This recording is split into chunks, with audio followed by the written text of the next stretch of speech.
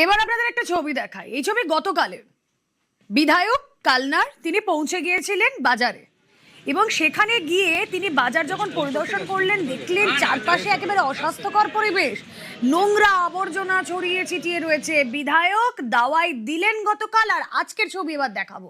বিধায়কের দাওয়াইয়ে quick action.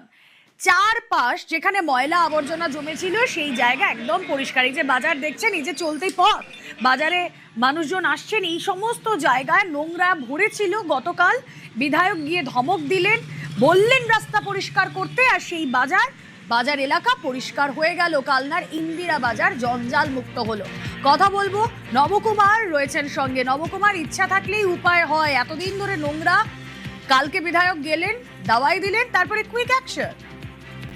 একদমই তাই রুমেলা। বিষয়টা হচ্ছে যে এই যে নোংরা একদিন দুদিনের জন্য না, এটা দীর্ঘদিন ধরে রয়েছে এবং এলাকাবাসী থেকে শুরু করে বাজার যারা করতে আসে এবং তার পরবর্তীকালে যারা চাষি, সবাই মুখে রুমাল চেপে এই দুর্গন্ধের পাশ দিয়ে আসা যাওয়া করতো এবং তারা দীর্ঘদিন বলার পরও এটা পরিষ্কার হয়নি।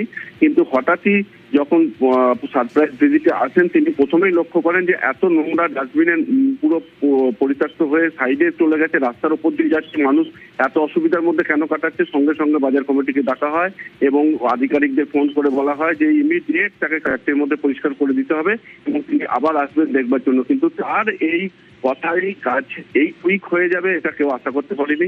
চাষি থেকে শুরু করে সমস্ত